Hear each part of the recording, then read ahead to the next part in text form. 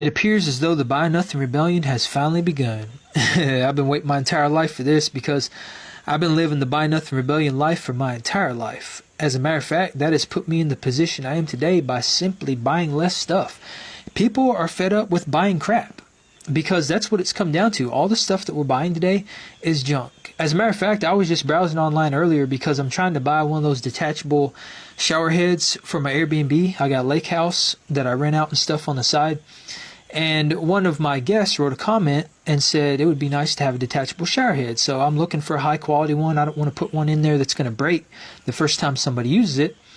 So I'm browsing around for like a nickel finish, something that looks stainless steel, something that's durable, something that's going to last a long time. I find a couple that are 40, 50, 60 bucks. I'm thinking, man, that's not bad. So I start looking at the reviews. And I'm the type of person that doesn't look at the 5-star reviews first. I look at the 1-star reviews. And most of the people in the 1-star reviews were saying, I wish this were actual metal. Instead, it's just plastic and it looks metal and it breaks the first time you use it. And that is not what I want. So I'm sitting there searching, trying to find a good nickel finish metal shower head, something that fits the aesthetic of the home. And I'm finding that it's very, very difficult to do. And even the ones that are metal finish are pieces of crap because they're about 150 bucks instead of 40 or 50 bucks. And they have like 3 stars instead of 5-star reviews because they're basically made to break. And that is the reality of most of the stuff we buy. It is made to break. Trying to find high quality products these days is pretty much impossible because literally, the way things are designed is they are made to break. The manufacturers make these things with an expiration date. You think about appliances and stuff like that, they're really bad about that. Refrigerators, washers and dryers, they have all these plastic parts where there shouldn't be plastic parts.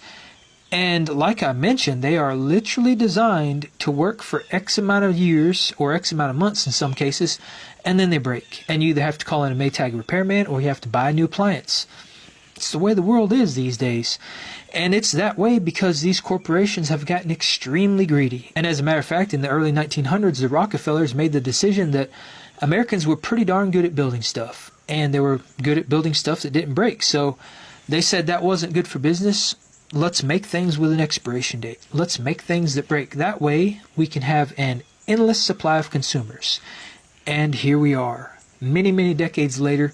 That's the American way. And just to kind of illustrate how deep the greed goes, over the last couple years, there's been a couple CEOs of some major companies, some major corporations that have made some pretty bold statements. And the statements that these CEOs have made say inflation is good for business. Matter of fact, the CEO from Dow and the CEO from Kroger are both on record saying that.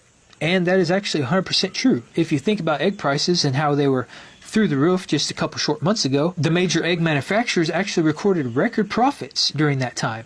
So even though there was supposedly a supply chain shortage and all these chickens were getting cold and stuff because of the bird flu and all these things that were happening, somehow the egg manufacturers still were able to profit more money than they've ever profited throughout all of history.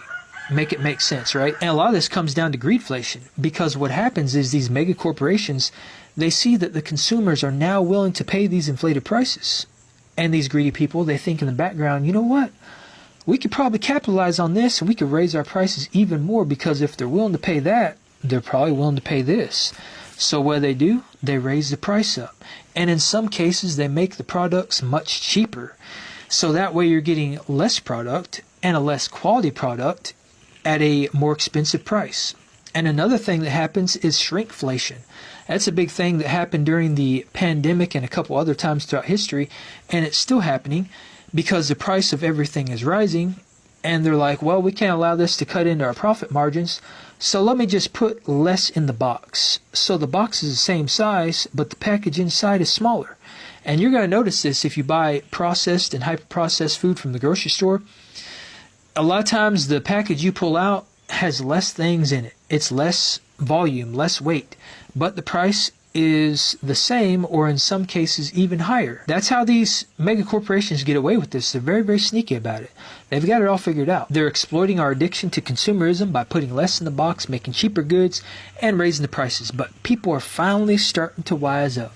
And they're finally starting to say, you know what? There is less in the box. The stuff I'm buying is crap. And all this stuff I'm buying I actually don't need. And I definitely don't need to be spending this amount of money on stuff I don't need because everything else is expensive. So I'm just done buying stuff. And that's where this Buy Nothing Rebellion is starting to unfold. And it could change a lot because it was Jason Karp, who worked in the hedge fund industry for over 20 years, came on record last year saying that if consumers, 5% of consumers, stopped buying processed and hyper-processed food, then these companies, these corporations would change their act overnight. They would stop putting crap in there. They would stop poisoning the consumer. They would stop raising the prices and doing shrinkflation and all these shady things that they're doing to our food. They would cut that out. Just 5%. Think about that. That's not that many people.